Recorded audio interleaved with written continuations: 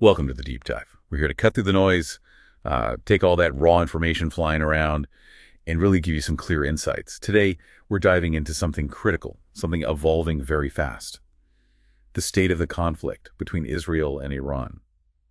We've looked at a lot of sources, AP News, Reuters, The Times, Guardian, Axios, The Australian, a real mix. Our job today, to figure out what actually happened around this supposed ceasefire, understand the impact, and see what's really going on beyond the official lines. Exactly. We'll look at the statements, sure, but also compare that to what was happening, on the ground and how different players reacted.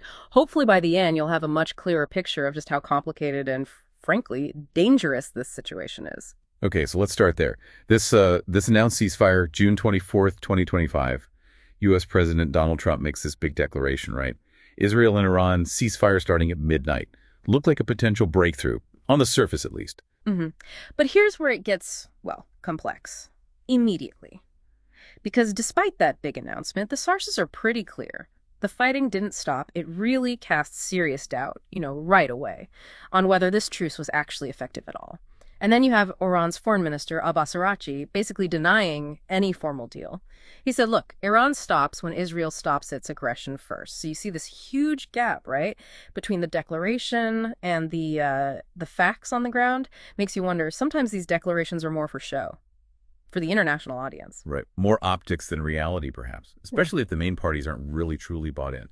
So, okay, that's the declaration. But what did we actually see happen? Because, like you said, the sources show the calm didn't really materialize. No, it didn't. Not at all.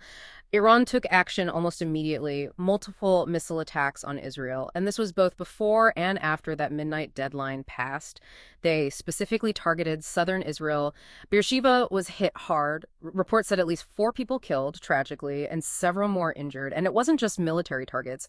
Residential buildings took hits. People had to be evacuated. It felt like a very direct rejection of the ceasefire idea. Okay, so Iran acts. What about Israel? How did they respond to these attacks that happened despite the supposed ceasefire? Israel's response was also fast and pretty forceful. They launched airstrikes deep into Iranian territory. We're talking about places like Tehran's Evin prison, which is a really symbolic place, holds political prisoners and also Revolutionary Guard headquarters. These are core elements of the Iranian regime. And Israel was quite clear about their stated goal to damage Iran's nuclear program and their ballistic missile capabilities.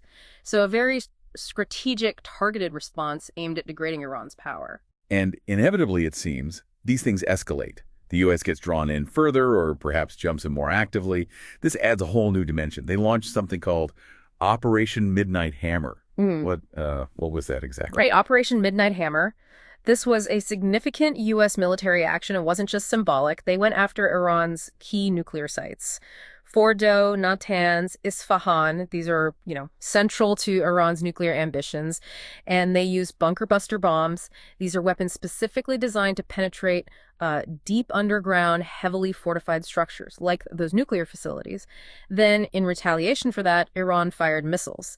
Their target was the large U.S. Al Udeid air base over in Qatar. Now, thankfully, those missiles were intercepted, no casualties reported.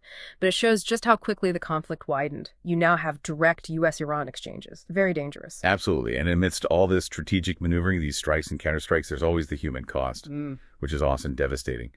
What do the sources tell us about the casualties?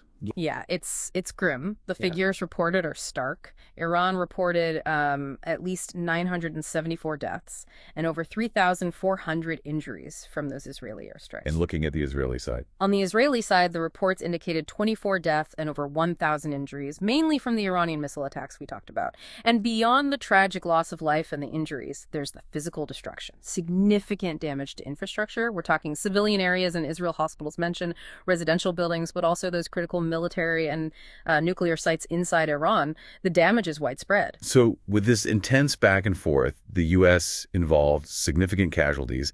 What was the rest of the world saying? The international community, how did they react? Well, deep concern is probably the main takeaway. A real worry about things spiraling even further out of control. You saw, for example, the EU calling for restraint pretty quickly. Other reports mention Russia and China pushing for de-escalation, trying to get diplomacy back on track. But, while some leaders might have praised the initial ceasefire idea, there was also a lot of skepticism almost immediately because, the fighting just didn't stop. So there's this global awareness that the situation is incredibly fragile. Right. Diplomatic efforts are ongoing. People are trying to stabilize things, prevent a wider war. Hmm.